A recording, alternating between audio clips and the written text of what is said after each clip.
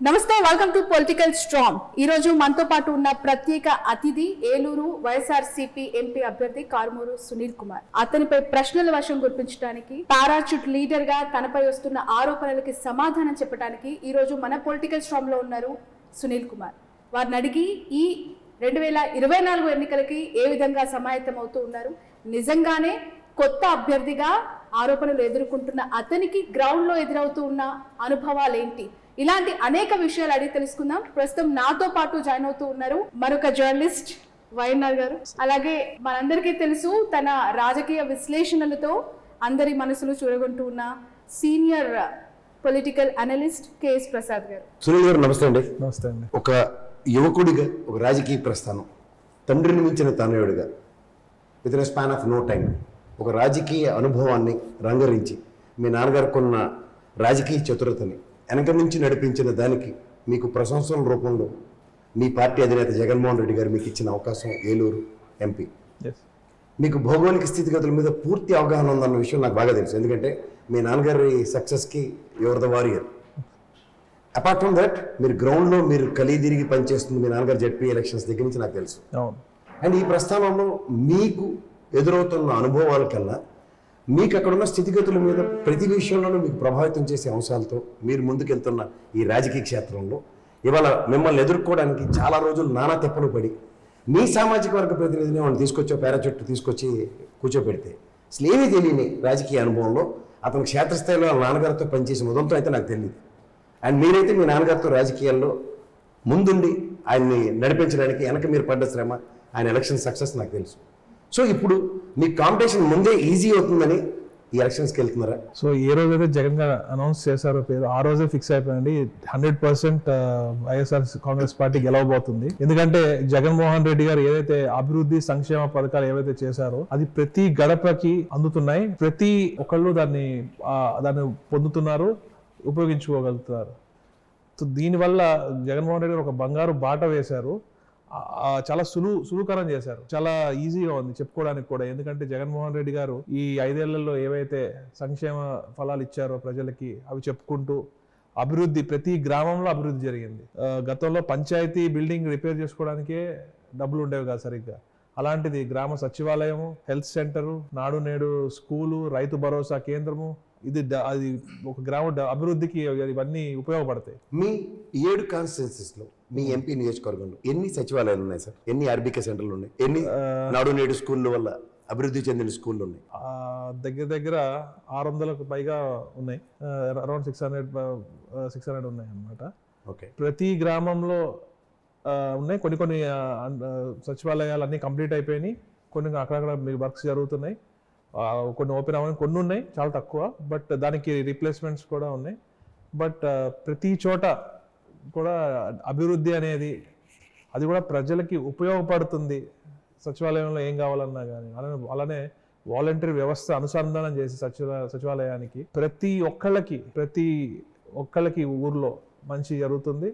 వాళ్ళు they can feel the difference. గతంలో ఎలా ఉండేది, గతంలో లంచాలు ఇచ్చుకుంటూ ఎంఆర్ఓ ఆఫీసుల చుట్టూ తిరుగుతా, రేపు రండి ఎల్లుండ రండి అని చెప్తా ప్రజలు విసిగి వేసారిపోయి చేతులు ఎత్తేసిన రోజులు కూడా ఉండేవి. కానీ ఇప్పుడు ప్రతిదీ కూడా గడపకి అందించి, ముఖ్యంగా మహిళల గౌరవం పెంచేలాగా జగన్మోహన్ రెడ్డి గారు ప్రతిదీ చేస్తున్నారు.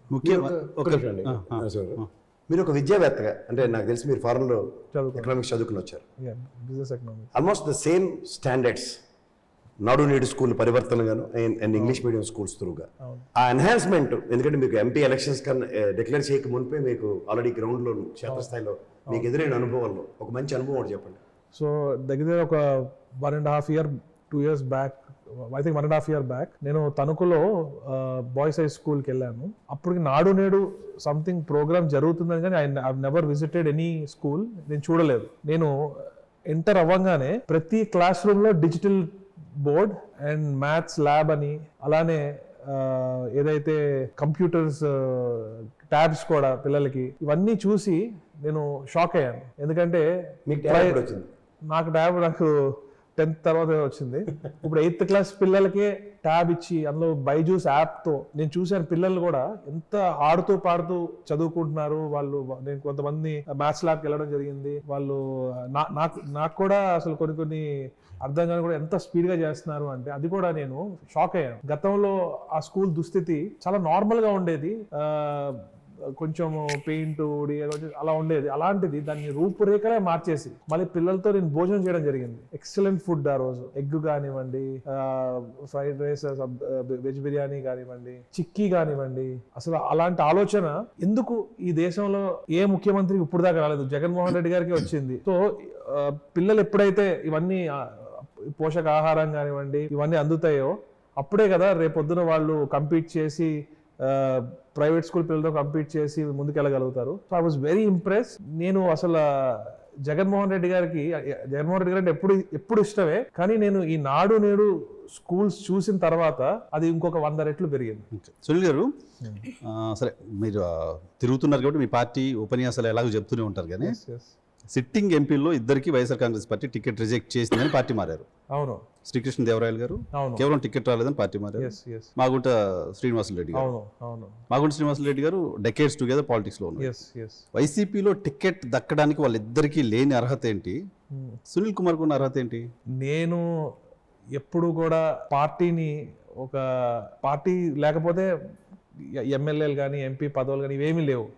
So party main. సో నేను ఎప్పుడు కూడా పార్టీ కోసం వాటి గురించి ఆలోచిస్తూ పార్టీకి ఏదైతే మంచి జరుగుతుందో అది ప్రజల్లోకి తణుకు వరకే కదా అప్పుడు నా పరిధి. సో తణుకులో ఎట్లా ఇంప్రూవ్ చేయాలి పార్టీని, రేపు పొద్దున మళ్ళీ ఎన్నికలు వచ్చినప్పుడు మనం ఎట్లా చేయాలి, దీని మీద వర్క్ చేస్తూ ఉండేవాడిని. ప్లస్ నేను ఇవన్నీ కూడా నేను కొన్ని డిస్కస్ చేస్తూ ఉండేవాడిని పార్టీ పెద్దలతో అక్కడంతా కూడా. సో ఎప్పుడు కూడా పార్టీ గురించే ఎక్కువ ఆలోచించేవాడిని. అలానే నాన్నగారు నెక్స్ట్ మళ్ళీ గెలవడానికి ఇంకా ఈజీగా ఉండాలి, మనం ఎక్కువ కష్టపడకుండా ముందే గ్రౌండ్ వర్క్ చేసుకోవాలి, ఇప్పుడు దీని గురించి ఎక్కువ ఆలోచిస్తూ ఉండేవాడిని. సో మేబీ అది ఆలోచన మరి అది జగన్మోహన్ రెడ్డి గారి దాకా వెళ్ళిందేమో. మరి నాకు ఈ ఆపర్చునిటీ మరి ఇవ్వడం, జగన్మోహన్ రెడ్డి గారు ఏం చూసి ఇచ్చారో జగన్మోహన్ రెడ్డి గారు మనకు చెప్పరు. ఓకే, మీరు అనుకుంటుంది ఇది, మీరు పార్టీ కోసం కష్టపడుతున్నారు కాబట్టి పార్టీ గురించి ఎప్పుడు ఆలోచిస్తూ ఉంటాను. మంచి జరగాలి, మన పార్టీ ఇంకా అందరికి ఇంకా ప్రజల్లోకి ఇంకా బాగా వెళ్ళాలి, ప్రజలకు తెలియాలి. ఎందుకంటే ఏ మాటకు ఆ మాట చెప్పుకోవాలి, తెలుగుదేశం పార్టీ ఏమి చేయకుండానే పబ్లిసిటీ పీక్స్ లో చేసుకుంటారు. కానీ వైసీపీ ఎన్ని చేసినా కూడా, ఇన్ని పథకాలు చేసినా కూడా, ఇన్ని అభివృద్ధి పనులు చేసినా కూడా ప్రజల్లోకి తీసుకెళ్లడంలో మేము కొంచెం తెలుగుదేశం పార్టీతో హానెస్ట్ గా చెప్పాను, తెలుగుదేశం పార్టీతో కంప్లీట్ జరిగిన స్థాయిలో వాళ్ళిద్దరికి లేదు, నాకు ఉందని చెప్పొచ్చు కదా. దట్ ఈస్ లాయల్టీ అని. లాయల్టీ కూడా అనేది అది అనేది దట్స్ డెఫినెట్లీ లాయల్టీ ఫ్యాక్టర్ కూడా ఉంటుంది. Definitely right. సునీల్ గారు, స్టార్టింగ్ మీరు మాట్లాడుతూ అన్నారు సంక్షేమ పథకాలు జగన్ గారు చేశారు, ఆ మంచే మాకు తిరిగి గెలిపిస్తుంది అని ఒక వర్డ్ యూజ్ చేశారు. నిజంగానే సంక్షేమ పథకాల పనితీరు 90% కంప్లీట్ చేశాం కాబట్టి అవే మాకు శ్రీరామ రక్షగా భావించి ప్రచారానికి వెళ్తున్నాను. ఒక ఎడ్యుకేటెడ్ పర్సన్ గా, ఒక యంగ్ పొలిటికల్ లీడర్ గా అభివృద్ధి ఏం చేశారు రాష్ట్రానికి వైసీపీ ప్రభుత్వం అంటే, జగన్మోహన్ రెడ్డి గారు అంటే? ఒక స్ట్రైట్ ఆన్సర్ ఏమి ఇవ్వగలుగుతారు మీ హయాంలో కంప్లీట్ అయిన ప్రాజెక్ట్స్, మీ హయాంలో తీసుకొచ్చిన developments? So first we have to start from the basics. So ఒక సిటీ ఇప్పుడు డెవలప్ అయిపోతే పల్లెటూర్లు మాత్రం గతంలో అలానే ఉండేవి అంటే నేను చూసినంత వరకు. అదే ఇప్పుడు చూసుకుంటే పల్లెటూరుల్లో కూడా ఆర్బీకే సెంటర్ కానివ్వండి, వెల్నెస్ సెంటర్ కానివ్వండి, సచివాలయం కానివ్వండి, గ్రామ సచివాలయం కానివ్వండి, డిజిటల్ లైబ్రరీస్ కానివ్వండి, నాడు నేడు స్కూల్స్ కానివ్వండి, ఇవన్నీ కూడా బేసిక్స్. ఒక గ్రామానికి ఫంక్షనింగ్ కి బేసిక్స్. ఇవి ఎక్కడో సిటీలో బిల్డింగ్స్ కడితే గ్రామాల్లో ఏమీ డిఫరెన్స్ ఉండదు. బట్ దీనివల్ల చాలా మార్పు నేను నా కళ్ళతో చూశాను. గతంలో ఎలా ఉండేదో ఇప్పుడు ఎలా ఉండేదో నా కళ్ళతో నేను చూడడం జరిగింది. So it makes a lot of difference. ఇప్పుడు కూడా పిల్లలు కూడా పిల్లలలో కూడా మార్పు వచ్చింది. ఒకప్పుడు ఒక పల్లెటూరు నుంచి వచ్చిన పిల్లవాడికి ఒక సిటీ నుంచి వచ్చే పిల్లవాడికి చాలా వ్యత్యాసం ఉండేది. ఇప్పుడు చూస్తే చాలా తగ్గిపోయింది.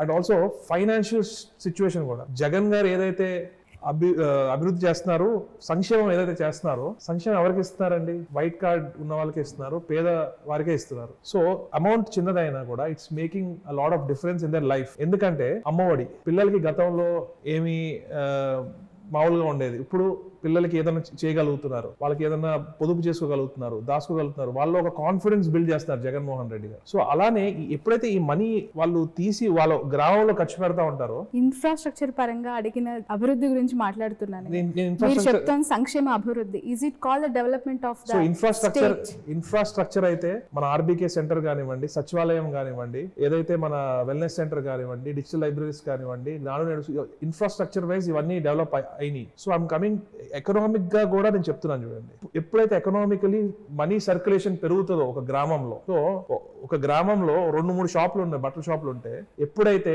స్పెండింగ్ పవర్ పెరుగుతుందో అప్పుడు ఇంకో 2 షాపులు వస్తాయి. స్పెండింగ్ పవర్ పెరగడం అంటే వాడు సంపాదించుకుని పెరగాలి తప్ప గవర్నమెంట్ ఇచ్చే డబ్బులతో స్పెండింగ్ పవర్ పెరగకూడదు. స్పెండింగ్ ఇప్పుడు కోవిడ్ టైంలో అండి దేశం అంతా స్తంభించింది. అప్పుడు నోబెల్ లారెట్ అమర్త్య సేన్ గారు ఒకటే అన్నారు, just give money in peoples hands అన్నారు ఆ టైంలో. సో మనం ఆ టైంలోనే జగన్మోహన్ రెడ్డి గారు 2019 ఎండింగ్ ఆ టైంలో సంక్షేమ పథకాలన్నీ మొదలు పెట్టారు. సో ఈ రోజు ఏపీ నంబర్ 1 ఉందంటే దేంట్లో నంబర్ 1 ఉంది? జిఎస్డిపిలో వీఆర్ నంబర్ 1. Yeah, and tax Andhra Pradesh GST income లో AP is number 1. Andhra Pradesh Sri Lanka అయిపోయిందని ప్రతిపక్షాలు చెప్తుంటే మీరు శ్రీలంక అయిపోయింది అంటారు, లేకపోతే రేపు జింబాబ్వే అయిపోయింది అంటారు, ఇంకా రకరకాల.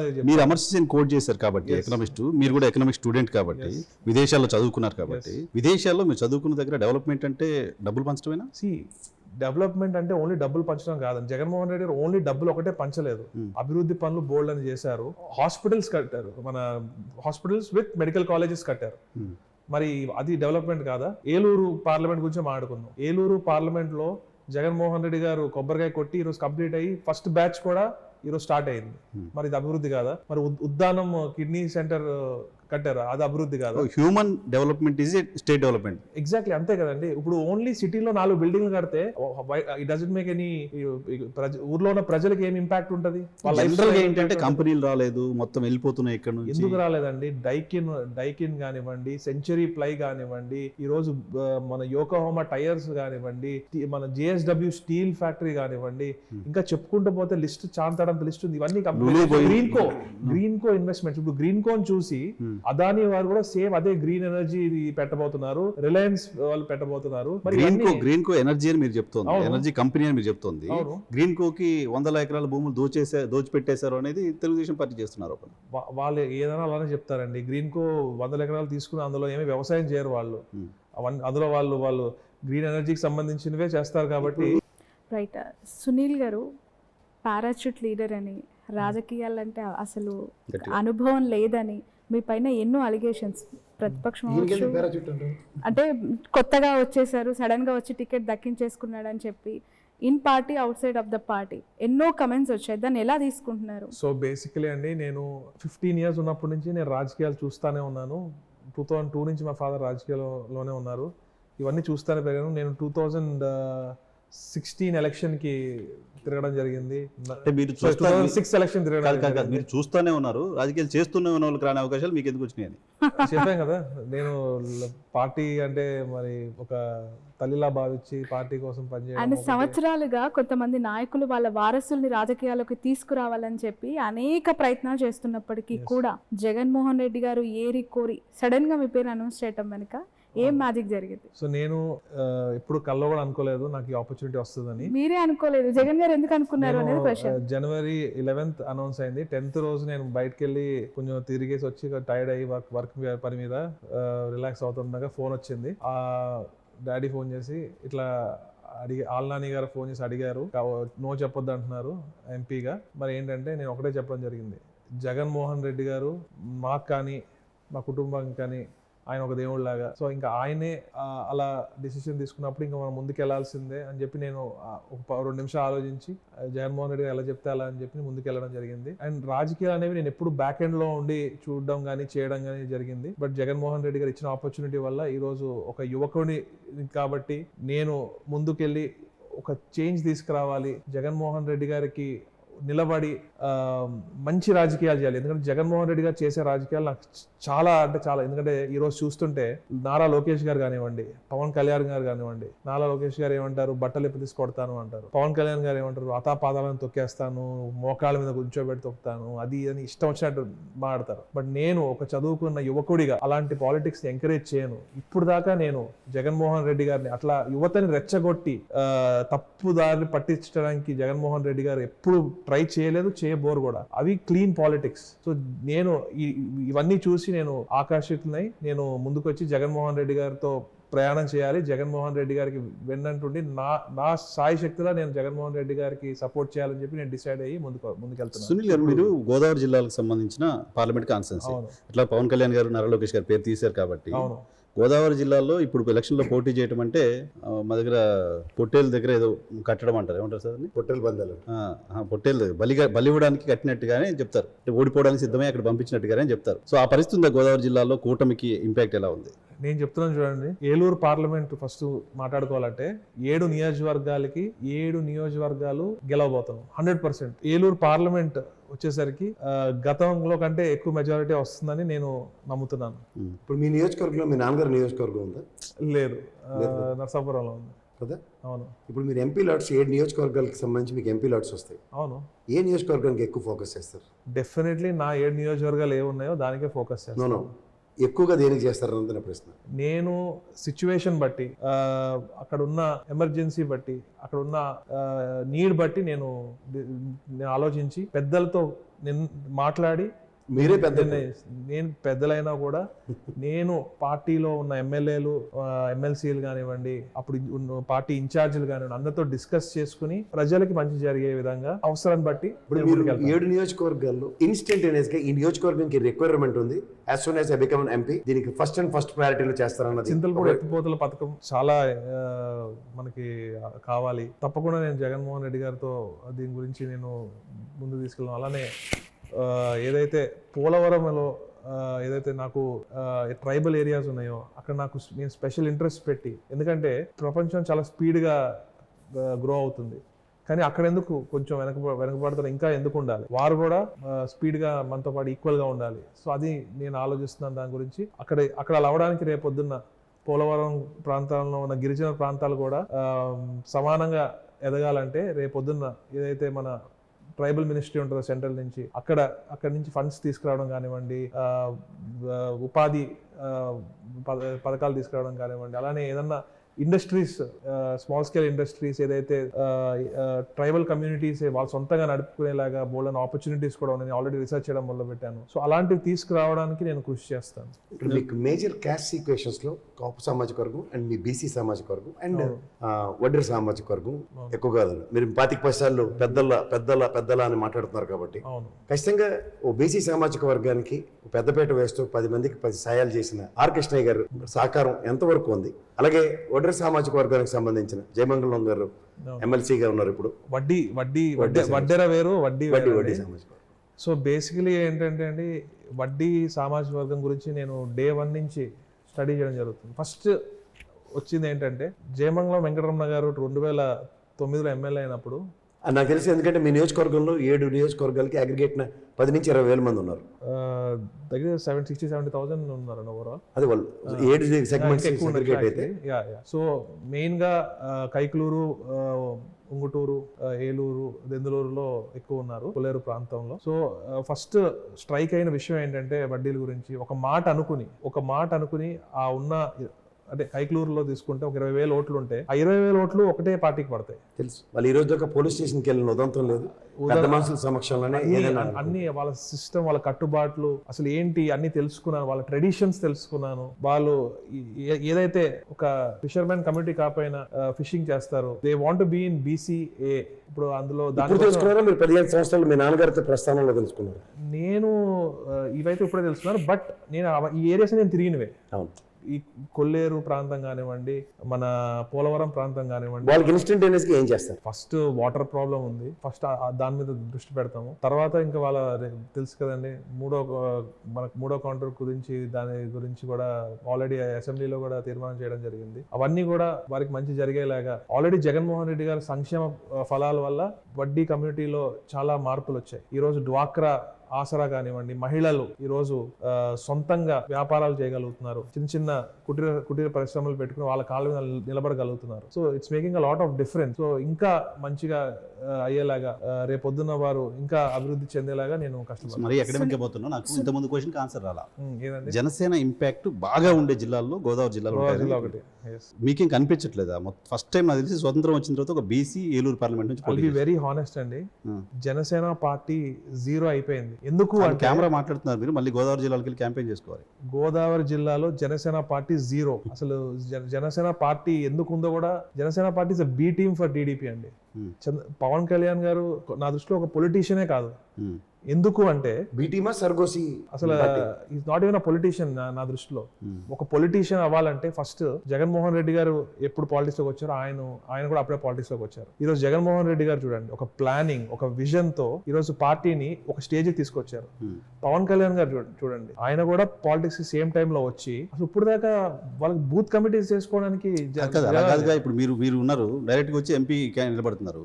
అందరికి అట్లా అవకాశాలు రావు కదా. పవన్ కళ్యాణ్ 25 years కోసం పనిచేస్తున్నారు. జగన్మోహన్ రెడ్డి బిల్ చేసుకుంటే జగన్మోహన్ రెడ్డి గారు కూడా కమ్యూనిస్ట్ పార్టీలు కూడా జగన్మోహన్ రెడ్డి గారు కూడా రాజశేఖర్ రెడ్డి గారు వాళ్ళ అబ్బాయి అయినా కూడా what ever he built it from the scratch. అంటే అందరూ ఒకేలా వెళ్ళలేరు కదా, ఒక్కొక్క పాత్ర. జగన్మోహన్ రెడ్డి గారు ఆర్థిక సామర్థ్యం తన దగ్గర లేదని పదే పవన్ కళ్యాణ్ చెప్తూ ఉంటారు. ఎవరు చెప్తారండి? భలే చెప్తారండి. ఎందుకు ఉండదండి? ఒక సినిమా తీస్తే 50 కోట్లు వస్తాయని ఆయనే చెప్తారు కదా. ఆయన ఈ సంవత్సరానికి 3-4 సినిమాలు తీస్తున్నారు కదా. మరి ఆయన ట్యాక్స్లే ఇంత ట్యాక్స్లు కడతానని ఆయనే చెప్పుకుంటారు. అంటే ఎందుకు సో జగన్మోహన్ రెడ్డి గారు ఎదిగారు, ఆయన ఎదగలేదు అంటారు కదా. అంటే ఇస్ అ ఫెయిల్యూర్ అండి. ఈ ఫెయిల్డ్ యాస్ అ పొలిటీషియన్. ఎందుకంటే ఒక రాజకీయ పార్టీ పెట్టి ఎవరైనా దేనికోసం ఫైట్ చేస్తారండి? ఒక చీఫ్ మినిస్టర్ అవుదామని, మేము ఒక పరిపాలన ఇలా చేస్తాము, మేము వచ్చాక ఇది చేస్తాము, మేము వచ్చాక అది చేస్తాము అని చెప్తారు. ఈయన ఏనాడైనా చెప్పారా అలా? మేము వచ్చాక బట్టలిప్పి కొడతాము, మేము వచ్చాక మోకాలను నుంచో పెడతాము, మేము వచ్చాక వైసీపీ గూండాలని అది చేస్తాము ఇది చేస్తాము. గూండాలు అంటారు. మేము అధికారంలో ఉన్నాము, మేము అధికారంలో ఉన్నాము. ఏ రోజైనా జగన్మోహన్ రెడ్డి గారు ఏదైనా మాట్లాడారా? ఎప్పుడు చూడు జగన్మోహన్ రెడ్డి గారు అండి, మీకు మంచి జరిగితేనే ఓటేయండి.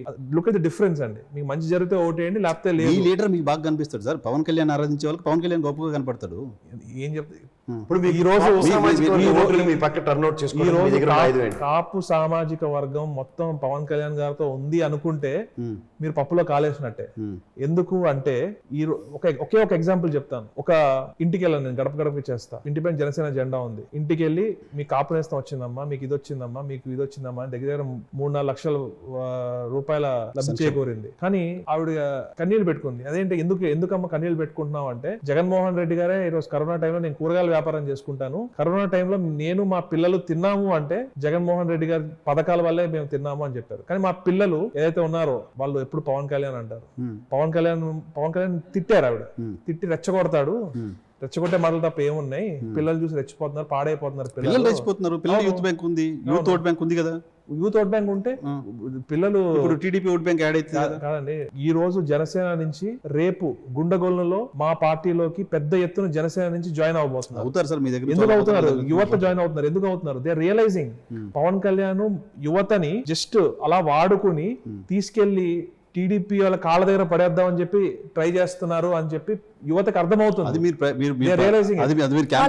కాదు అని కన్సిడరేషన్ ఉంది కదా. ఎవరండి ఉన్నారు? యువత వెళ్తున్నారు కానీ వాళ్ళ ఓటర్లు కాదు అని. అందులో ఓటర్లు కాని వాళ్ళు చాలా మంది, ఎక్కువ ఓటర్లు కాని వాళ్ళే ఉంటారు జనసేన పార్టీలో.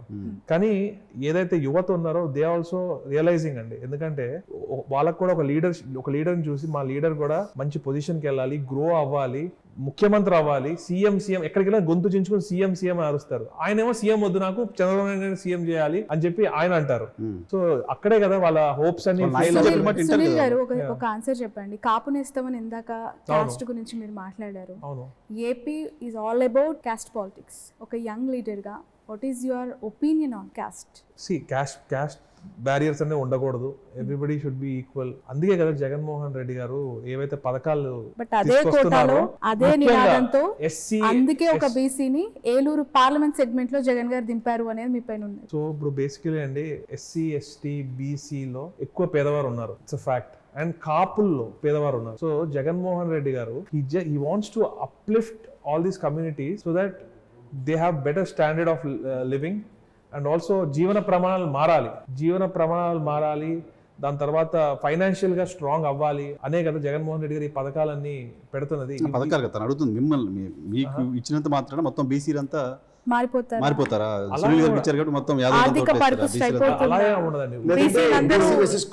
ఇప్పుడు భీమవరంలో గ్రంథి శ్రీనివాస్ గారు పవన్ కళ్యాణ్ గారు పోటీ చేశారు. కాపులందరూ వెళ్ళి పవన్ కళ్యాణ్ గారికి ఓటేస్తే ఓటు వేయలేదే. స్ప్లిట్ అవుతుంది, ఎవరి పార్టీ వాళ్ళకు ఉంటుంది. But social engineering, every community should rule. అందరూ కూడా రూలింగ్ లో ఉండాలి. ఎందుకంటే ఎవరి కమ్యూనిటీకి ఆ కమ్యూనిటీకి కొంచెం అప్లిఫ్ట్ ఇవ్వగలిగితే they'll get out of it. ఇప్పుడు నాకు ఇచ్చారు ఆపర్చునిటీ, రేపు గౌడ సమాజ వర్గానికి ఇస్తారు, and I'll be more than happy. Goud సమాజ వర్గానికి ఇవ్వండి అని చెప్పి నేను పక్కకు తప్పుకుంటా. ఎందుకంటే everybody should get a chance. That's what I believe in, and that's what Jaganmohan Reddy గారు కూడా ఇప్పుడు చూడండి నరసాపురం పార్లమెంట్ చూసుకోండి, ఎప్పుడు కూడా అక్కడ కేవలం మన రాజులు ఎక్కువ పదవి అనుభవించారు. కానీ ఈ రోజు ఒక శెట్టిబల్జి సామాజిక వర్గానికి చెందిన ఉమాబాల గారిని తీసుకొచ్చారు. ఆవిడ గతంలో కాంగ్రెస్ లో వర్క్ చేశారు, వైసీపీలో బాగా వర్క్ చేశారు, చక్కగా అందరితో కలిసి ముందుకెళ్తున్నారు. సో ఏంటంటే అందరికీ ఛాన్స్ రావాలి. కేవలం ఆ టాప్ 4 కమ్యూనిటీస్ మీరు చేస్తుందేమో ఈక్వల్ జస్టిస్ అంటున్నారు, సోషల్ ఇంజనీరింగ్ అంటున్నారు. వాళ్ళు చేస్తే పచ్చ అని పచ్చ పార్టీ పచ్చ నాయకులను ముద్రిస్తారు, కాపు అని చెప్పి ఆ సామాజిక వర్గం పైన బురద జల్లుతున్నారు. ఇది ఎలా సాధ్యమవుతుంది అంటారు? అది కరెక్ట్ అంటారు? జగన్మోహన్ రెడ్డి గారు అండి ఒక కమ్యూనిటీని బేస్ చేసుకుని వెళ్ళట్లేదండి. ఇప్పుడు పవన్ కళ్యాణ్ గారు కేవలం ఒకే ఒక కమ్యూనిటీని బేస్ చేసుకుని పాలిటిక్స్ చేస్తున్నారు. ఎందుకంటే పవన్ కళ్యాణ్ గారు ఆ కమ్యూనిటీని తీసుకెళ్లి టీడీపీకి ఎట్లానో ఓట్లు వేయించాలని చెప్పి ప్రయత్నం క్లియర్ గా కనిపిస్తుంది. అక్కడ ఉభయ గోదావరి జిల్లాలో కాపు వర్సెస్ బీసీ అన్నది అందరికీ తెలుస్తుంది. అసలు ఏం లేదండి, అక్కడ ఆప్షన్ త్రూగా ఎక్స్ప్లోర్ చేశారా? మా ఫాదర్ కారుమూరి నాగేశ్వరరావు గారు ఈ రోజు ఈ పొజిషన్ లో ఉన్నారంటే దానికి కారణం కాపు సామాజిక వర్గం. కాపులే మాకు సోదరులా ఉంటారు. మా అత్తిలి గ్రామంలో హైయెస్ట్ కాపులు ఉంటారు. మేము బ్రదర్స్ లా ఉంటాము. మా డాడీని ముందుకు నడిపించింది కాపు నాయకులే. కాబట్టి కాపులందరూ కూడా ఒకటే సైడ్ ఉంటారు అన్నది అది కరెక్ట్ కాదు. ఈ రోజు ఏ సామాజిక వర్గం తీసుకున్నా జగన్మోహన్ రెడ్డి గారు అందరికీ న్యాయం చేయాలి, సమన్యాయం చేయాలని చూస్తున్నారు. కానీ ఇతర పార్టీలు చూస్తే ఒక ఎగ్జాంపుల్ చెప్తాను. టీడీపీ గోరుముచ్చు గోపాల్ యాదవ్ గారు రీసెంట్ గా మా పార్టీలో జాయిన్ అయ్యారు.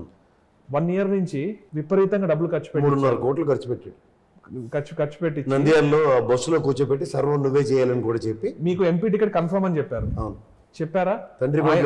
ఆయన అన్ని వర్కౌట్ చేసుకుంటా, ఆయన తిరుగుతా, ఆయన డబ్బులు ఖర్చు పెట్టుకుని ఇంత చేశాక కనీసం పిలిచి కూర్చోబెట్టి టికెట్ మీకు ఇవ్వలేకపోతున్నాం, కొన్ని ప్రాబ్లమ్స్ వల్ల వేరే వాళ్ళని తీసుకొస్తున్నాం అని చెప్పి ఒక ఎక్స్ప్లెనేషన్ కూడా ఇవ్వలేదు. అలా పక్కన పడేసి వేరే వాళ్ళని తెచ్చుకున్నారు, సూట్ కేసులతో వచ్చిన వాళ్ళు. అదే ఆళ్లపాటి రాజా గారు ఉన్నారు, ఆయన్ని కూర్చోబెట్టారు.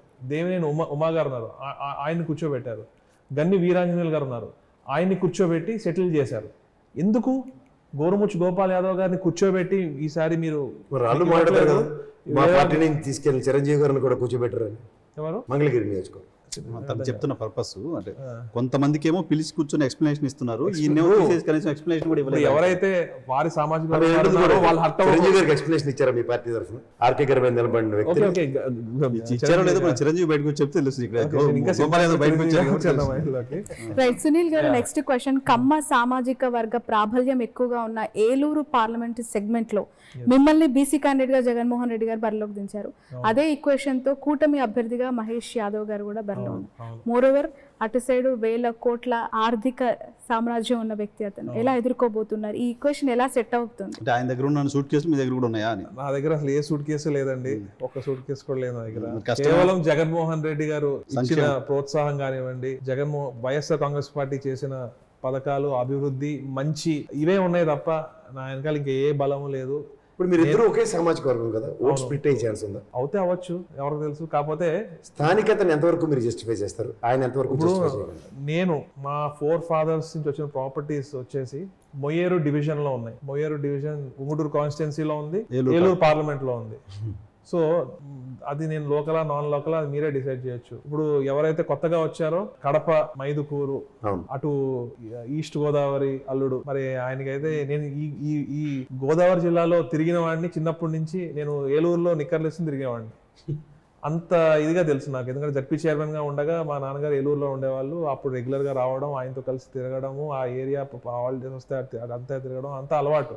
వెస్ట్ గోదావరికి ఒక కల్చర్ ఉంది, ఒక ట్రెడిషన్స్ ఉన్నాయి, అవన్నీ కూడా ఒక యాక్సెంట్, యాస, భాష మాకు అంతా కూడా ఒక ఇట్స్ ఆల్ డిఫరెంట్. అండ్ అంటే మీ గోదావరి జిల్లాలో పెద్ద ప్రాబ్లం ఏంటంటే అతిథి మర్యాదలు ఎక్కువ చేస్తారు. రకరకాల ప్రాంతాల నుంచి వచ్చి మాతో స్పెండ్ చేయాలి, మా ఆతిథ్యం స్వీకరించాలి అని చెప్పి చాలా మంది ఫ్రెండ్స్ కూడా అడుగుతా ఉంటారు, వస్తూ ఉంటారు.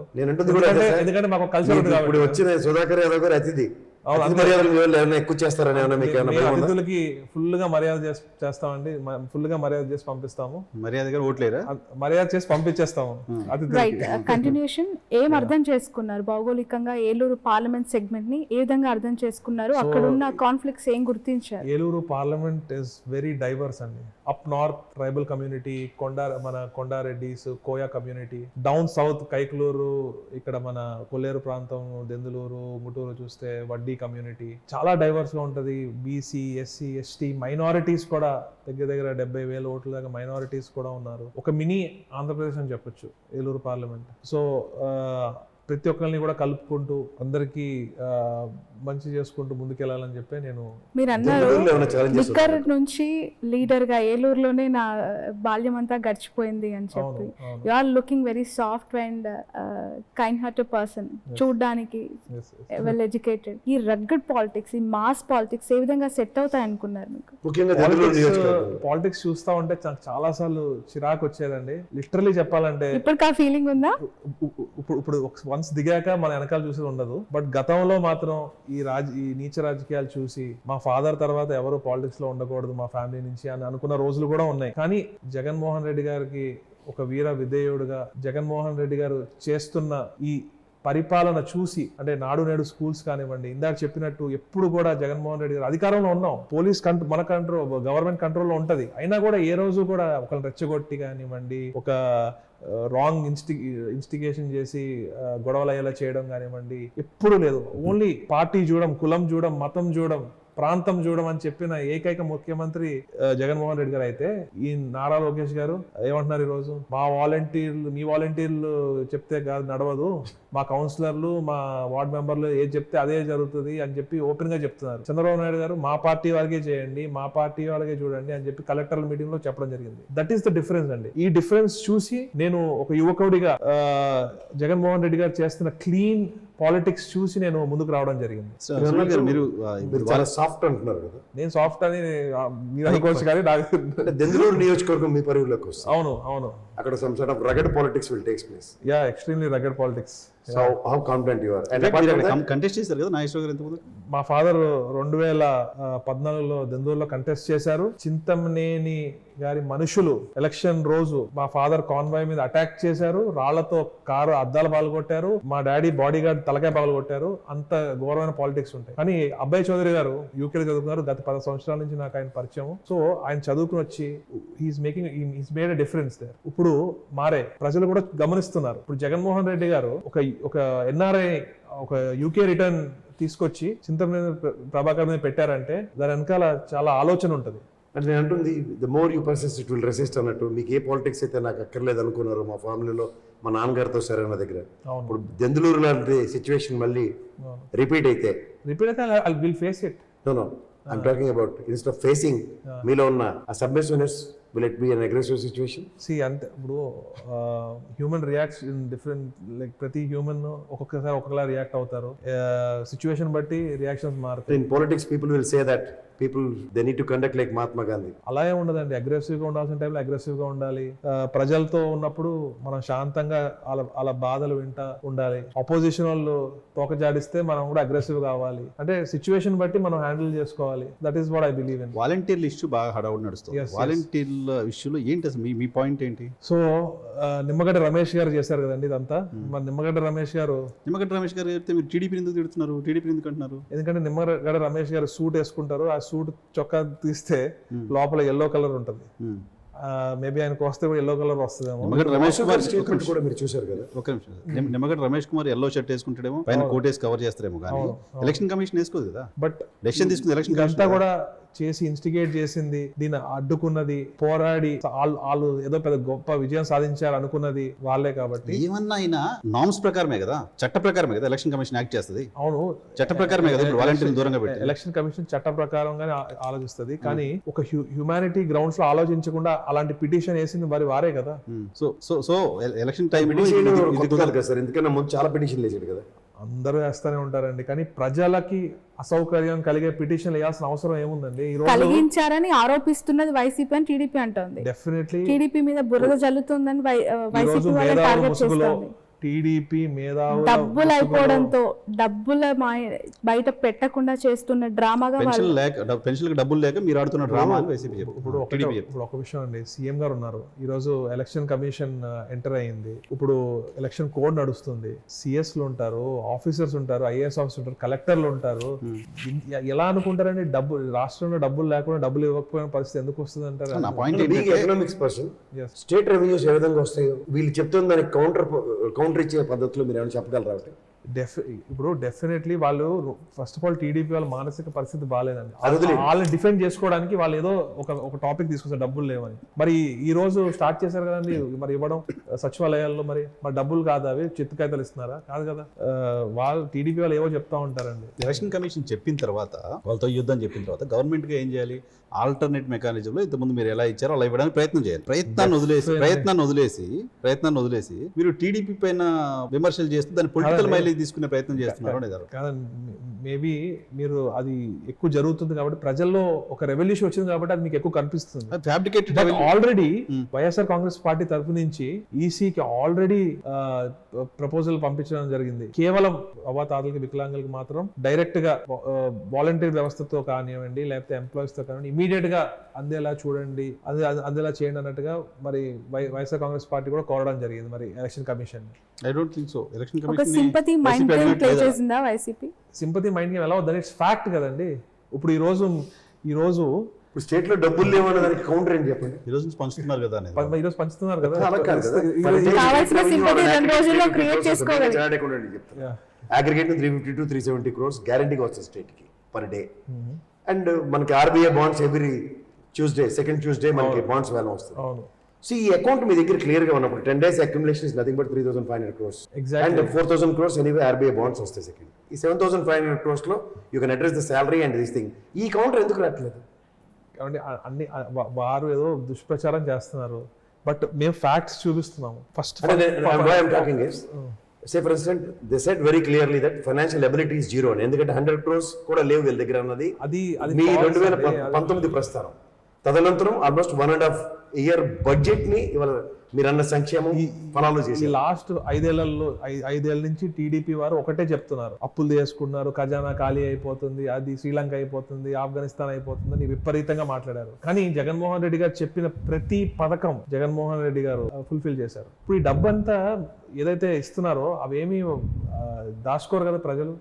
ఇట్ కీప్స్ ఆన్ రొటేటింగ్, అది మళ్ళీ స్టేట్ ఎక్స్చెక్కర్కి వస్తూ ఉంటుంది, మరి రొటేట్ అవుతూ ఉంటుంది కదా ఇదంతా. సో వారు ఇవన్నీ ఎందుకు ఆలోచించడం మాకు అర్థం కావట్లేదు. కానీ ఏదైతే ఈ రోజు ఫస్ట్ ఆఫ్ ఆల్ మనం సింపతి అన్నారని చెప్తున్నాను, కళ్ళతో చూస్తున్నాము. 2 ముస్లిం వారు చనిపోయారు కూడా ఈ రోజు. మరి అది చూస్తే ఎవరికైనా బాధేస్తుంది, మరి అది జాలేస్తుంది. మీ పేరు విమర్శ ఎందుకు వస్తుంది అంటే పవన్ కళ్యాణ్ గారు ఇంతకుముందు మాట్లాడడం చూసారు. పవన్ కళ్యాణ్ సినిమా రిలీజ్ అవుతే ప్రతి థియేటర్ దగ్గరికి రెవెన్యూ ఆఫీసర్ పంపించడానికి మీ దగ్గర ఎంప్లాయీస్ ఉంటారు. పెన్షన్లు ఒక రోజు పంపిణీ చేయడానికి గవర్నమెంట్ దగ్గర ఆఫీసర్స్ లేరా? ఎందుకు చేయట్లేదు? స్టేట్ మొత్తం 400-500 థియేటర్, 100-200-300 థియేటర్లు ఉంటాయి.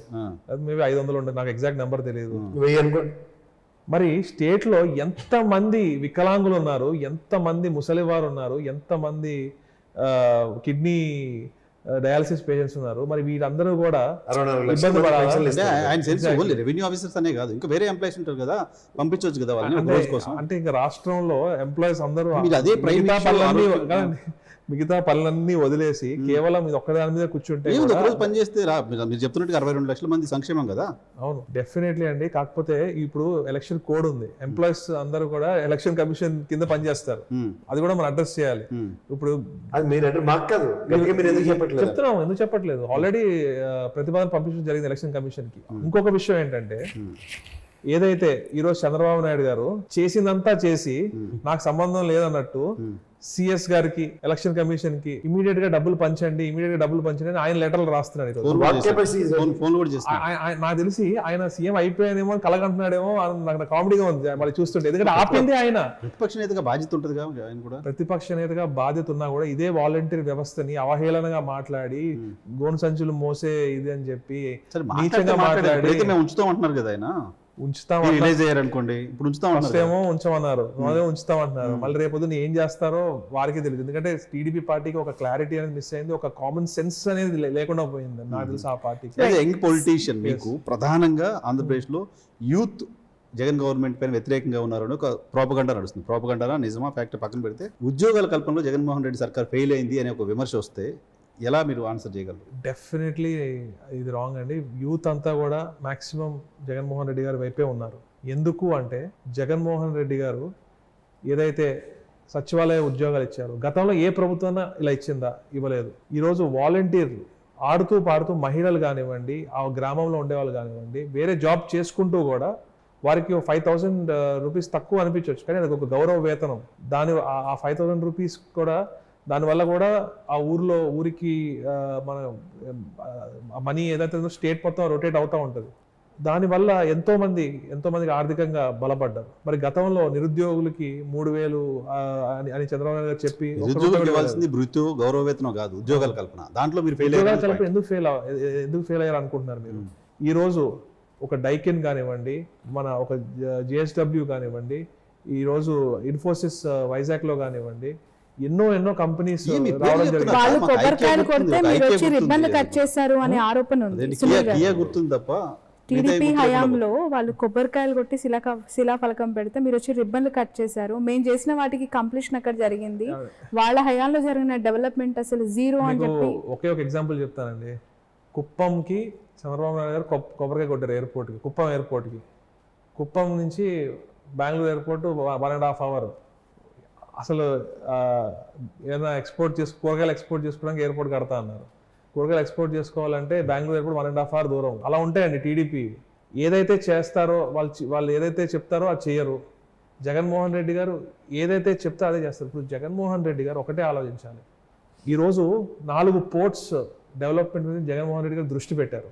మనకున్న 972 or 74 kilometers కోస్ట్ లైన్లో 4 పోర్ట్లు వస్తే రేపొద్దున్న ఎంత ఎకానమీ పెరుగుతుంది.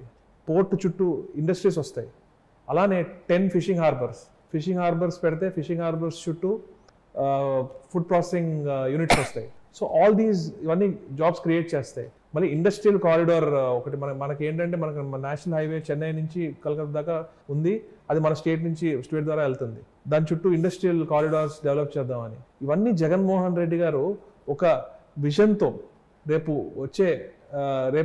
మన స్టేట్ పిల్లలు వేరే రాష్ట్రాలకు వెళ్లకుండా ఇక్కడే ఉండాలని చెప్పి జగన్మోహన్ రెడ్డి ఇవన్నీ డెవలప్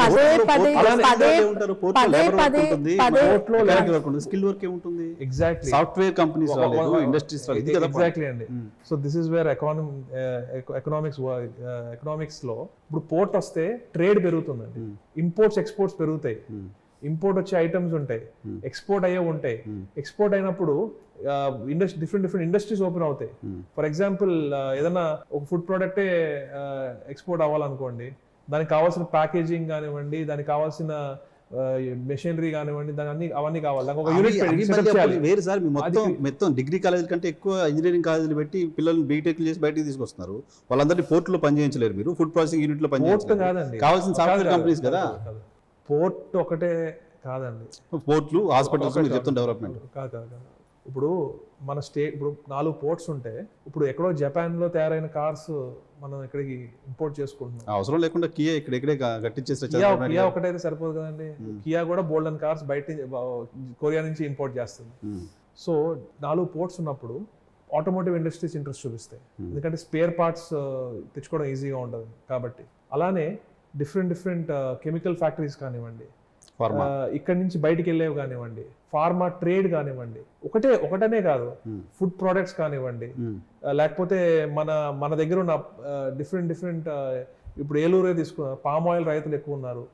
పామ్ ఆయిల్ ఇప్పుడు బయట నుంచి ఎక్కువ తెచ్చుకుంటున్నాం. ఏమో రేపు పొద్దున్న పోర్ట్స్ వస్తే మనం బయట ఎక్స్పోర్ట్ చేయొచ్చు, మనకు ఫారెన్ ఇన్కమ్ వస్తుంది. సో డిఫరెంట్ ఛానల్స్ ఓపెన్ అవుతాయి. ఉట్టి పోర్ట్స్ లో ఉన్న లేబర్ వర్క్ అని కాదండి. ఇప్పుడు హీరో హోండా బైక్స్ ఇండియాలో తయారయ్యి Africa, other south east Asian countries కి ఎక్స్పోర్ట్ అవుతున్నాయి. కాకపోతే అది మన పోర్ట్స్ నుంచి అవ్వట్లేదు. సో రేపొద్దున మనకు 4 పోర్ట్లు ఉన్నాయి కాబట్టి రేపొద్దున Hero Honda company already setup చేసినట్టుంది. ఇంకా వేరే బైక్ కంపెనీస్ కూడా అవన్నీ కస్టమ్స్ సెంట్రల్ ఎక్సైజ్ డ్యూటీస్ ఆధారపడి ఉంటాయి కదా. ఆధారపడి ఉంటాయి, బట్ పోర్ట్స్ నుంచే కదండి బయటకు వెళ్ళాలి. I'm not denying it. You are creating a platforms, ఈ ఎక్స్పోర్ట్ మాడ్యూల్ ఇంపోర్ట్ మాడ్యూల్ కి you are creating ports. I'm not denying it. అవును, బట్ ఇండస్ట్రియలైజేషన్ జరగడానికి ఈజ్ ఆఫ్ డూయింగ్ బిజినెస్ లో మనం నెంబర్ 1 ఉన్న దగ్గర ఎగ్జాక్ట్లీ. ఇప్పుడు what sort of industrial incentives, ఎందుకంటే మనకు ప్రత్యేక ప్యాకేజ్ రూపంగా ఉన్న ఇండస్ట్రియల్ ఇన్సెంటివ్స్ తమిళనాడు ప్రజలతో సెంట్రల్ గవర్నమెంట్ ఎత్తేసింది. Right now we are not having ప్రత్యేక హోదా, ఇండస్ట్రియల్ ఇన్సెంటివ్స్ తో కూడిన ప్రత్యేక ప్యాకేజ్ 2 లేవు. We are travelling in special purpose vehicle. Unfortunately that is also not happening. ఇక్కడికి వచ్చేసరి కల్లా మీరు చెప్తున్న ఈ పోర్ట్స్ త్రూగా జరిగే దీనికి ఈజ్ ఆఫ్ డూయింగ్ నెంబర్ 1 చేస్తున్న మన రాష్ట్రంలో ఎక్స్పోర్ట్ పాలసీ స్ట్రీమ్ లైన్ అయితే మీరు అన్నట్టు ఇండస్ట్రియలైజేషన్ జరుగుతుంది. బట్ దానికి మనం సెంట్రల్ గవర్నమెంట్తో నెగోషియేషన్స్లో ఏ విధంగా మనకి ఇండస్ట్రియల్ ఇన్సెంటివ్స్ తెచ్చుకోగలం? సెంట్రల్ గవర్నమెంట్ నుంచి చాలా ఇన్సెంటివ్స్ ఉంటాయి. డిఫరెంట్ ఎంఎస్ఎంఈ అయితే డిఫరెంట్ ఉంటాయి, రాయితీలు ఉన్నాయి. ఇప్పుడు గోడౌన్స్ కి కడితే డిఫరెంట్ చాలా ఉన్నాయండి, రాయితీలు, సబ్సిడీలు అని రకరకాలు ఉన్నాయి. కాకపోతే ఇప్పుడు నేను చెప్పేది ఏంటంటే, ఇందాక చెప్పారు ఐటీ అన్నారు మీరు. అమెరికాలో ఈరోజు అమెరికాలో ఉన్న భారతీయులు ఎంతో మంది తిరిగి వస్తున్నారు, ఎంతో మంది ఇబ్బందులు పడుతున్నారు. కెనడా తీసుకుంటే, కెనడాలో జాబ్ కోసం వెళ్ళిన వాళ్ళు లిటరల్లీ అక్కడ బాత్రూమ్ క్లీనింగ్ చేసే పనులు కానివ్వండి, అలాంటి పనులు కూడా చేసుకుని బతుకుతున్నారు. కొంతమంది ఇబ్బందులు పడుతున్నారు, చదువుకున్న వాళ్ళు, ఎంబీఏలు చేసిన వాళ్ళు కూడా. మీరు డిస్కస్ చేశారు కాబట్టి వాళ్ళు అలా ఈ రోజు ఐటీ మీద డిపెండ్ అవ్వకూడదు. ఎందుకంటే హైదరాబాద్ లో ఐటీ జాబ్స్ చేస్తున్న వారు ఎంతో మంది ఎప్పుడు ఊడిపోద్దా అని చెప్పి భయపడుతున్నారు, ఎందుకంటే కోవిడ్ ఎఫెక్ట్ కానివ్వండి, ఇవన్నీ కానివ్వండి. సో జర్మనీ ఐటీకి లైఫ్ లేదు ఉంది, but you can't depend on IT completely. మనం మొదలు పెట్టట్లేదు. సో బేసికలీ అదే చెప్తాను. ఇప్పుడు అదే చెప్తాను. జర్మనీ ఉంది. Germany is a country which manufactures different components, cars కానివ్వండి, ఇండస్ట్రియల్ మెషినరీ కానివ్వండి, ఇవన్నీ మ్యానుఫ్యాక్చరింగ్ లో యూరోప్ లో ఇట్స్ నంబర్ 1. ఐటీ కూడా ఉంది జర్మనీలో, but it's even better in manufacturing. Kind of Andhra Pradesh లాంటి స్టేట్ లో, ఇప్పుడు హైదరాబాద్ ఉంది, తెలంగాణ ఉంది. తెలంగాణలో ఐటీ ఎక్స్ట్రీమ్కి వెళ్ళిపోయింది. 3 లక్షల కోట్లు ఎక్స్పోర్ట్ చేస్తున్నారు. నెక్స్ట్ వాళ్ళు ఆల్టర్నేట్ పైన కాన్సన్ట్రేట్ చేయొచ్చు. అసలు మీ దగ్గర ఇప్పుడు మొదలే కాలేదని కదా. మొదలు కానివ్వడం కాదండి, ఆల్రెడీ వైజాగ్ లో నారా లోకేష్ గారు తీసుకొచ్చిన ఐటీ కంపెనీలని మీరు ఎత్తేసారని వాళ్ళు చేస్తున్నారు. ఎవరు చెప్తారు? ఫ్రాంక్లిన్ టెంపుల్టన్ అంటాడు ఏమన్నా. లులు మాల్ ఏదో పోయిందని చెప్తున్నారు.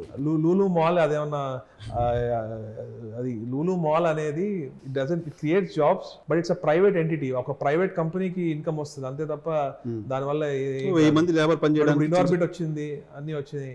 సో ఇంకొకటి ఏంటంటే వైజాగ్ లో ఐటీ డెవలప్ అవుతుంది, కానీ ఐటీ ఉండాలి.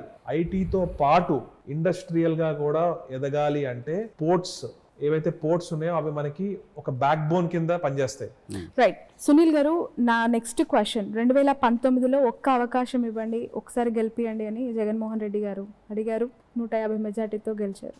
2024లో మాట్లాడుతూ ఉన్నాం, మళ్ళీ ఒక అవకాశం అంటూ ఉన్నారు. మీ రాష్ట్ర రాజధాని ఏది అంటే ఆంధ్రప్రదేశ్ సిటిజన్ గా మీరు ఇచ్చే ఆన్సర్ ఏంటి? నేనైతే ఒకటే చెప్తానండి, అన్ని ప్రాంతాలు సమానంగా ఎదగాలి.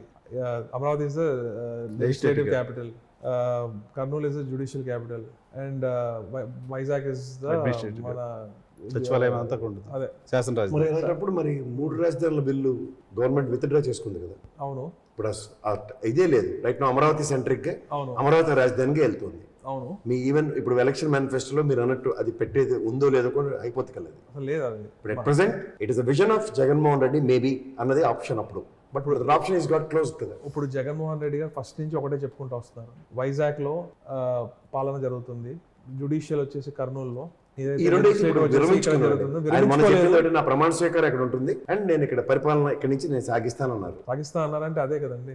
ఇప్పుడు కర్నూలులో కోర్టు వచ్చేలా చేస్తారు, అమరావతిలో అసెంబ్లీ జరుగుతుంది, అంతే ఇంక సాధించినట్టే కదా. That's it.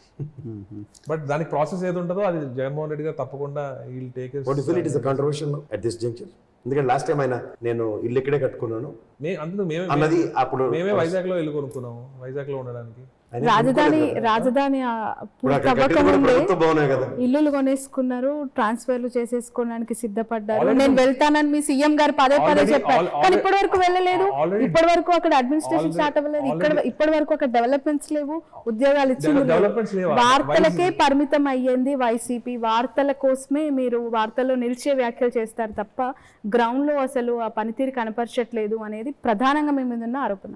జగన్మోహన్ రెడ్డి గారు వైజాగ్ ని డెవలప్ చేయట్లేదు అనేది ఒక పెద్ద జోక్. ఎందుకంటే వైజాగ్ గతంలో ఎలా ఉంది ఇప్పుడు ఎలా ఉందో చూస్తే అసలు చాలా ఆశ్చర్యంగా ఉంది. ఏదైతే అక్కడ ప్రతిదీ కానివ్వండి, మంచి రోడ్స్ బాగా చేసి మళ్ళీ అవన్నీ కూడా అన్ని డెవలప్మెంట్ చేసి ఇప్పుడు ఎయిర్పోర్ట్ అనేది బాగా జరుగుతుంది.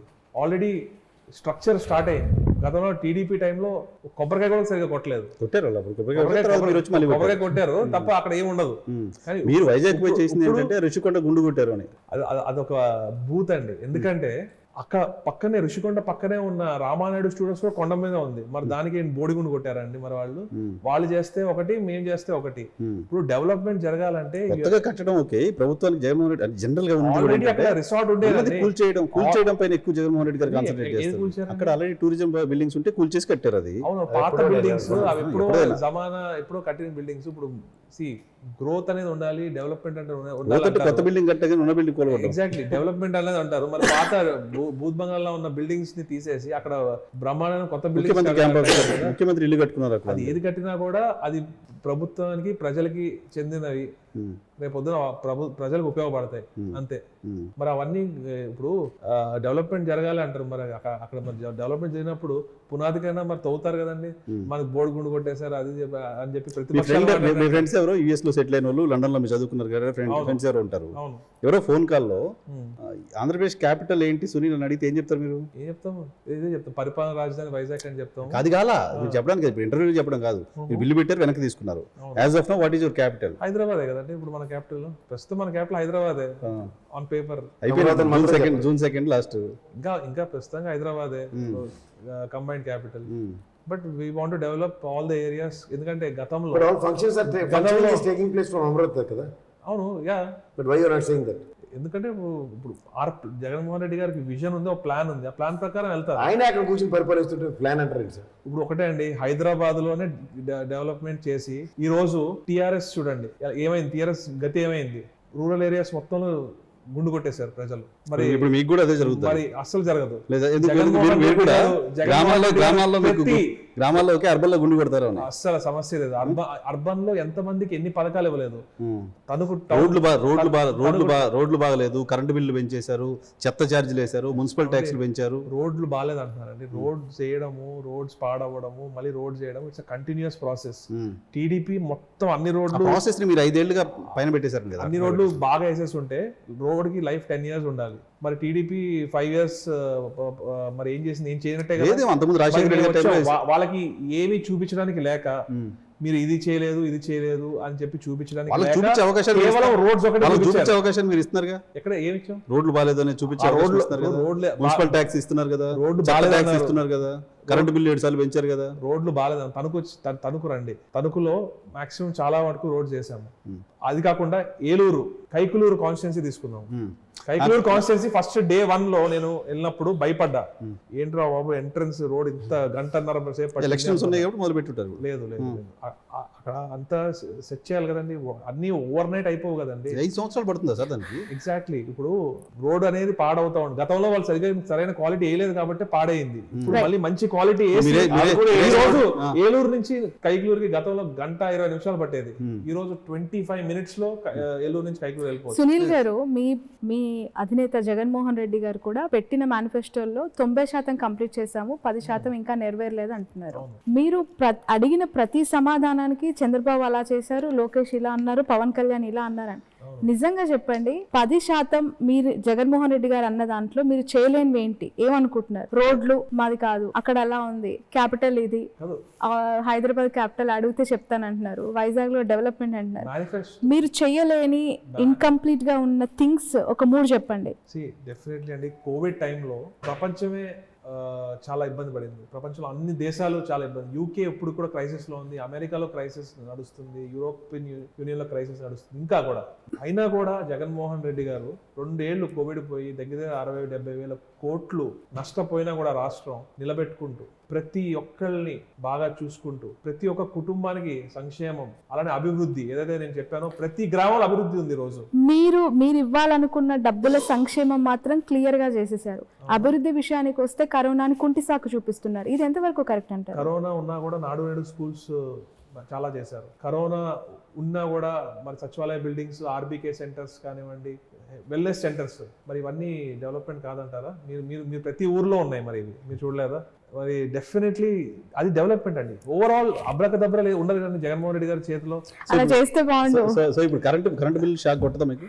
కరెంట్ బిల్ అంటే ఇప్పుడు గత 10 ఏళ్ల క్రితం ఎలా ఉంది పవర్ బిల్? ప్రతి ఇయర్ పెరుగుతూ ఉంటుంది. అయినా కూడా మన ఏపీలో కంపేర్ టు అదర్ స్టేట్స్ కొంచెం లిమిటెడ్ గానే ఉంది. పెట్రోల్ ఛార్జీలు దేశంలో ఎక్కడ లేనంత ఆంధ్రప్రదేశ్ లో ఎక్కువ. అది వాస్తవం. నిత్యావసర సరుకులు చూసుకున్నా కూడా తెలంగాణ కంటే ఆంధ్రలోనే తక్కువ ఉన్నాయి.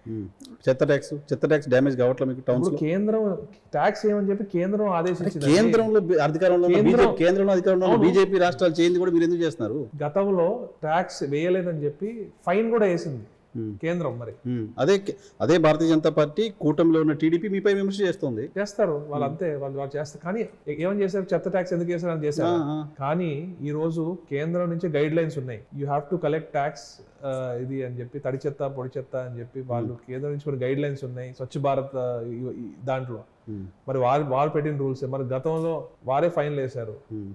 మరి సునీల్ గారు, ఇండియన్ పొలిటికల్ సినారియోలో తండ్రికి కుమారుడు వెళ్ళి క్యాంపెయిన్ చేస్తూ ఉంటారు, అలాగే కుమారుడు తండ్రికి సపోర్ట్ చేస్తూ ఉంటారు, ప్రచారం చేస్తూ ఉంటారు. ఇక్కడ చాలా విభిన్నంగా కనిపిస్తున్నాయి మీ పొలిటికల్ జర్నీలో. మీ ఫాదర్ ఒక దగ్గర, మీరు ఇంకో దగ్గర, ఒకరు ఎమ్మెల్యే, ఒకరు ఎంపీ క్యాండిడేట్ గా డిఫరెంట్ పార్లమెంట్స్ లో. ఎలా చూడాలి దీన్ని? సో ఇబ్బంది అనిపించట్లేదా? తండ్రి వచ్చి ప్రచారం చేయట్లేదు నియోజకవర్గంలో, వస్తే బాగుండేది. అప్పుడప్పుడు చిన్న పనులు ఉన్నప్పుడు వెళ్తా ఉంటాను తప్ప నా పని నేను చేసుకుంటా ఉంటాను. ఏలూరు పార్లమెంట్ లో ఎమ్మెల్యేలు అందరూ కూడా నన్ను చాలా బాగా కలిసి ఒక టీమ్ గా ముందుకెళ్తున్నాము. ముఖ్యంగా ఆళ్ళ నాని గారు, మా జిల్లా ప్రెసిడెంట్ గారు కానివ్వండి, అలానే కోటగిరి శ్రీధర్ గారు కానివ్వండి, ఎవరైతే he made way for me and he's guiding me. And also ఎమ్మెల్యేలు అందరూ కూడా అభయ్ చౌదరి గారు కానివ్వండి, డిఎన్ఆర్ గారు కానివ్వండి, అలానే మా కొత్త క్యాండిడేట్ విజయరాజ్ గారు కానివ్వండి, బాలరాజ్ గారు మిస్సెస్ రాజలక్ష్మి గారు కానివ్వండి, కొత్త క్యాండిడేట్ ప్రతాప్ అప్పారావు గారు కానివ్వండి, అందరూ కూడా వాసుబాబు గారు కానివ్వండి, ఉంగుటూరు, మేమందరం కూడా అభయ్ చౌదరి గారు, మేమందరం కూడా ఒక టీమ్ లాగా పనిచేస్తున్నాము. అందరితో మంచి పరిచయాలు ఉన్నాయి. చక్కగా ప్లాన్ చేసుకుని వీఆర్ వర్కింగ్ టుగెదర్. అండ్ 7 సీట్లు 100% కొట్టబోతుంది. ఎందుకంటే ఆల్రెడీ రికార్డ్ ఉంది, 7 సీట్స్ గెలుస్తున్నాము.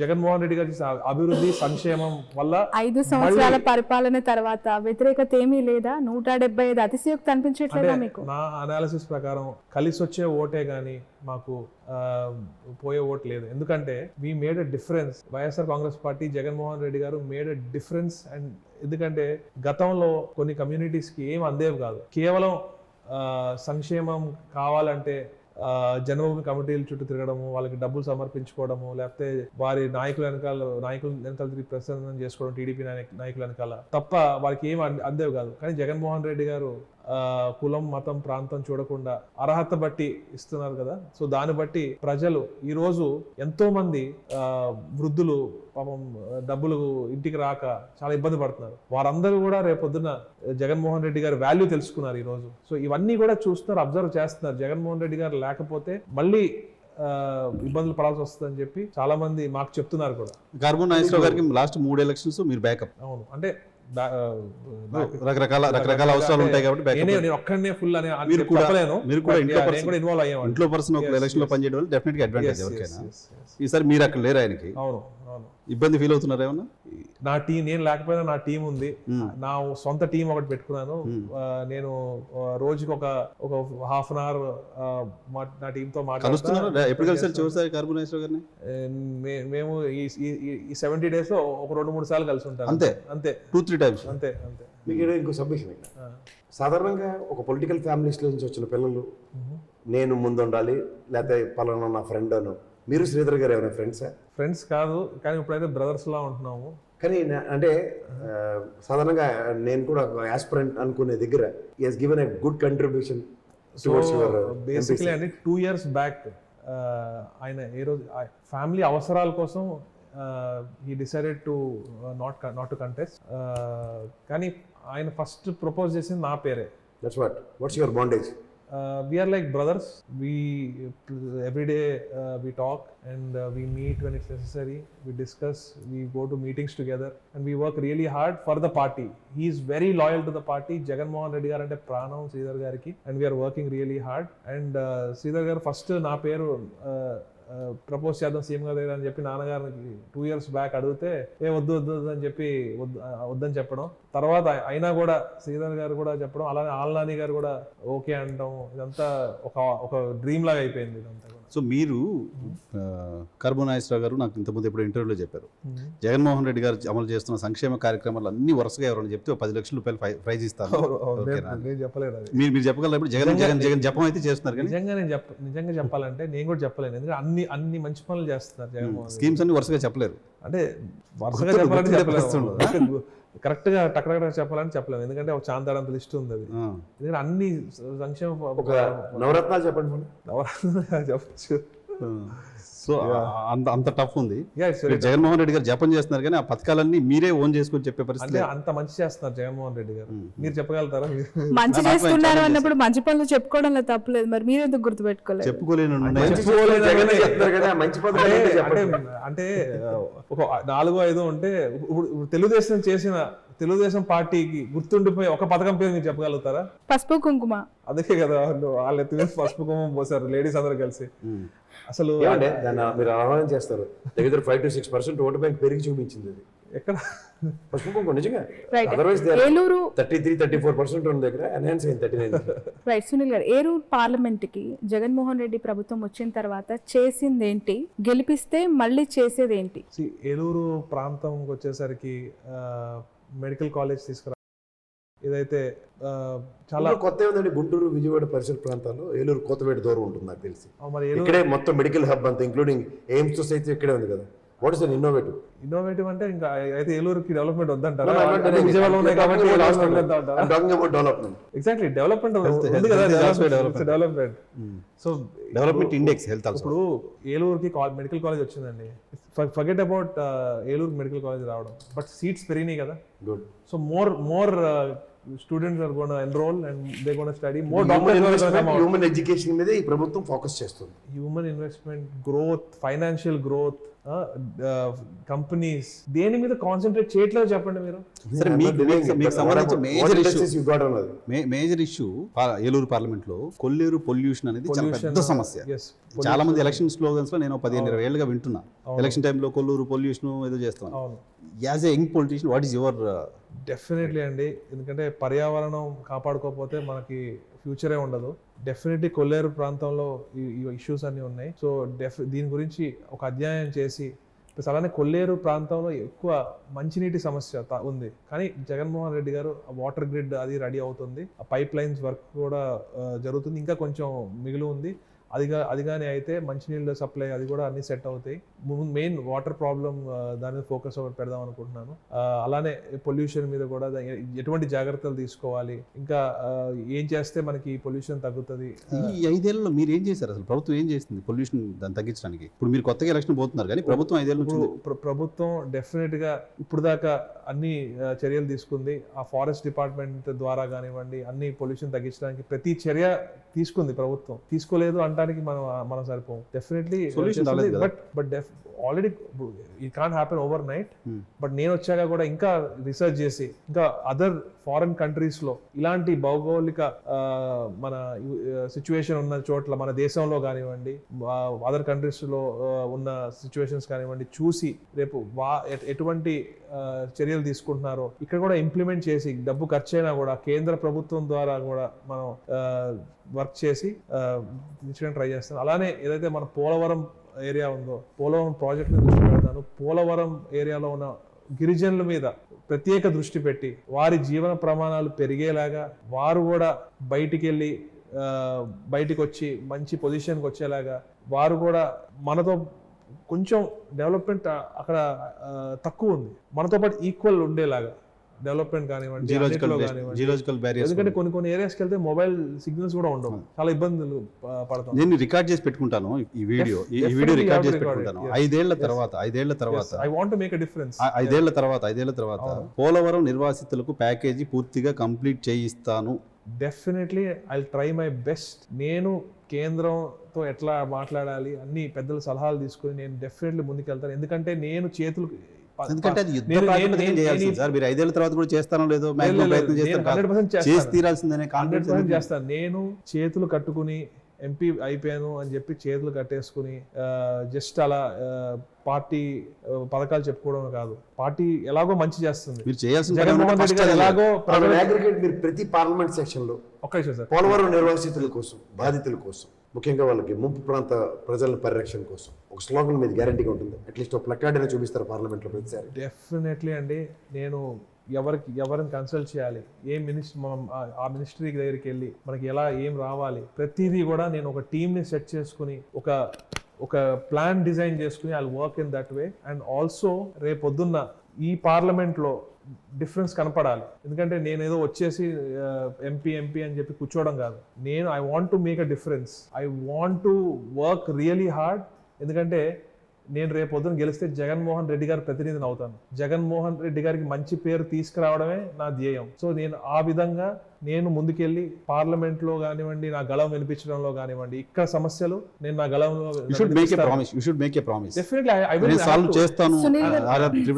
సంక్షేమ పథకాలు చాలా ఉన్నాయి, చెప్పలేనని ఉన్నాయి కాబట్టి ఠకివని చెప్పలేని అన్నారు కదా. జగన్మోహన్ రెడ్డి గారు ప్రామిస్ చేసి అధికారంలోకి వచ్చిన తర్వాత చేయలేనివి, అయ్యో ఇవి చేస్తుంటే బాగుండేదేమో అని అనుకున్న ఒక 2 పాయింట్స్ చెప్పగలరా? మద్యపాన నిషేధం అన్నారు కానీ అది కొంచెం కొన్ని కారణాల వల్ల తగ్గింది. కానీ కూడా జగన్మోహన్ రెడ్డి గారు ముందే చెప్పారు మద్యపానం ముట్టుకుంటే షాక్ కొడుతుంది అని ఎలక్షన్ ముందే చెప్పడం జరిగింది. రేట్లు పెంచడం జరిగింది, దానివల్ల కన్సంప్షన్ తగ్గింది. ఏవైతే బెల్ట్ షాప్స్ ఉన్నాయో అవన్నీ తీసేయడం జరిగింది. మరి ఈ రోజు మద్యం దొరకాలంటే చాలా కష్టమైన పరిస్థితి ఉంది. మరి దీనివల్ల కన్సంప్షన్ తగ్గింది. మరి ఈ రోజు ప్రతిపక్షాలేమో మేము మంచి నాణ్యమైన మద్యం తక్కువ రేటుకి ఇస్తాము అని చెప్పి ప్రచారం చేసుకుంటున్నారు. మరి ఎన్టీ రామారావు గారు మద్యపానం ఎత్తేసిన ఎన్టీ రామారావు గారి వారసులని చెప్పుకునే వీరు ఈ రోజు మద్యపానం తక్కువ రేటుకి ఇస్తాము, మంచి నాణ్యమైనది ఇస్తాము, రేపొద్దున ఆరోగ్యశ్రీలో మీ లివర్ కి ఫ్రీగా ఆపరేషన్ కూడా చేయిస్తాము అన్నట్టుగా ఉంది. మరి నెక్స్ట్ వన్ మద్యపాన నిషేధం, ఇంకోటి మద్యపాన నిషేధం సిపిఎస్. కానీ దానికి మనం అన్ని చూసారు కదా, జగన్మోహన్ రెడ్డి గారు మాత్రం అన్ని కూడా ఇప్పుడు చెప్తా కరోనా వల్ల కానివ్వండి అన్ని కూడా ఎఫెక్ట్ అయింది కదా. సరే కరోనా ప్రజలు మర్చిపోయినా మీరు మర్చిపోనిచ్చేలా లేరే, ఎందుకంటే ప్రతిదానికి తీసుకొచ్చి రుద్దుతున్నారు. Corona affected the world economy, మనం పక్కన పెట్టేలేము. సిపిఎస్ కి కరోనాకి ఏంటి సంబంధం? అన్ని అవును. మరి ఇప్పుడు సిపిఎస్ కి నాకు అవగాహన లేకుండా ఇచ్చిన కాదండి ఒకటండి, ఇప్పుడు సిపిఎస్ కి కరోనాకి సంబంధం ఏదో అంటున్నారు. ఎకానమీ ఎఫెక్ట్ అయ్యింది. మరి ఎకానమీ ఎఫెక్ట్ అయ్యిందంటే కోవిడ్ వల్ల ఎకానమీ ఇంప్లిమెంట్ లేని సిపిఎస్ ని మన స్టేట్లో నేను రద్దు చేస్తానని చెప్పాడు జగన్మోహన్ రెడ్డి గారు. సో అది అవగాహన లేకుండా ఇచ్చిన హామీ అనేది ప్రభుత్వం కమిట్ అయింది. దాన్ని వదిలేద్దాం అక్కడికి. సరే, రైట్. రాబోయే ఎన్నికలకి 3 పార్టీల కూటమి బయలుదేరింది. మిమ్మల్ని ఓడిస్తానంటున్నారు, మిమ్మల్ని ఇంటికి పంపిస్తాను, అదే మా లక్ష్యం అంటున్నారు. భయం వేస్తుందా ఏలూరులో? ఈ భయం అనే మాటే ఉండదండి. ఎందుకంటే ఈ రోజు ఇటు చంద్రబాబు నాయుడు గారు, పవన్ కళ్యాణ్ గారు, ఇటు పురంధేశ్వరి గారు కలిసినా కూడా కింద క్యాడర్ కలవలేదు. చంద్రబాబు నాయుడు గారు ముందే ఒకళ్ళు పిడిగుద్దులు గుద్దుకుంటున్నారు. అంత దయనీయమైన పరిస్థితిలో ఉన్నారు. ఈ రోజు అంబికా కృష్ణ గారు ఏలూరు పార్లమెంట్కి మేము టీడీపీకి సపోర్ట్ చేయట్లేదు, మాకు తపనా చౌదరి గారికి సీట్ ఇవ్వాలి, టీడీపీ బీజేపీ వేరు, ఆర్ఎస్ఎస్ బీజేపీ వేరు, ఇప్పుడు టీడీపీ బీజేపీ వాళ్ళకే సీట్లు వచ్చినాయి అని చెప్పి ఒక సీనియర్ లీడర్ అంటున్నారంటే ఇక్కడ వాళ్ళు ఎంత దయనీయమైన పరిస్థితిలో అర్థం చేసుకోవచ్చు. మీరు కూడా కంటే ఎక్కువ అవతల వాళ్ళు కలవట్లేదులే, వాళ్ళ డిస్టర్బెన్స్ ఉందిలే, పవన్ కళ్యాణ్ ముఖ్యమంత్రి కాదంటున్నారు కాబట్టి వాళ్ళు ఓట్లేదులే, వీటి మీద ఎక్కువ ఆధారపడుతున్నారు. అలా ఏమి ఉండదండి. ఎందుకంటే ఇప్పుడు ప్రజలు కూడా అన్ని గమనిస్తూ ఉంటారు కదండి. ఎవరు ఏంటి, జగన్మోహన్ రెడ్డి గారు ఏంటి, ఒకటే లైన్ లో వెళ్తా ఉంటారు. మీ పార్లమెంట్ కాన్స్టిట్యూన్సీ గురించి మాట్లాడదాం. ఎందుకు పుట్టా మహేష్ యాదవ్ ఓటేయకూడదు, ఎందుకు సునీల్ కుమార్ యాదవ్ ఓటేయాలంటే ఏంటి, ఒక 2 పాయింట్స్ చెప్పండి. సింపుల్ అండి. సునీల్ కుమార్ యాదవ్ ఈ గడ్డ బిడ్డని, నేను ఇక్కడ కల్చర్ కానివ్వండి, ఇక్కడ యాస భాష అన్నీ తెలిసిన వాడిని, ఇక్కడ ప్రజలతో సంబంధాలు ఉన్నవాడిని, నాయకులతో సత్సంబంధాలు ఉన్నవాడిని, ఇక్కడ ప్రాబ్లమ్స్ తెలిసిన వాడిని, ఇంకా ఇక్కడ బంధువర్గం ఉంది, నాయకులతో మంచి సంబంధాలు ఉన్నాయి. సో ఏదైనా చేయగలుగుతాను అంటే వెంటనే నాకు ఎక్కడ ప్రాబ్లం వస్తే ఏం చేయగలుగుతాను ఏంటి అవన్నీ నాకు అవగాహన ఉంది. ఇప్పుడు ఎక్కడో కడప నుంచి వస్తే అక్కడ సమస్యలు వేరు. మీరు చెప్తున్న మీ స్ట్రెంత్ మిగతా చాలా చోట్ల మీ అభ్యర్థులకు వీక్నెస్ అవుతుంది. చెవిరెడ్డి భాస్కర్ రెడ్డి గారిని తిరుపతి నుంచి తెచ్చి ఒంగోలులో పెట్టారు, నెల్లూరు నుంచి అనిల్ తీసుకొచ్చి నరసరావుపేటలో పెట్టారు. ఇప్పుడు ఒకటి చెప్తానండి, గతంలో మేకపాటి గారు కూడా నెల్లూరులో గెలవడం జరిగింది, ఇక్కడ నరసరావుపేటలో గెలిచారు. నరసరావుపేటలో గెలవడం జరిగింది, నరసరావుపేటలో గెలిచారు మేకపాటి గారు కూడా. మరి గతంలో బాలశౌరి గారు ఇటు ఇది చెప్పాలంటే అట్లే మహేష్ గారు ఇప్పుడు నెల్లూరుకి చెందిన మన ఈయన పేరేంటి లగడపాటి గారు కూడా విజయవాడలో గెలిచారు. ఎగ్జాక్ట్లీ మా వెస్ట్ గోదావరిలో మేము కొంచెం డిఫరెంట్ అండి. ఐ థింక్ ఐ ఫీల్, ఎందుకంటే మాకు ఆర్ కల్చర్ కానివ్వండి, మేము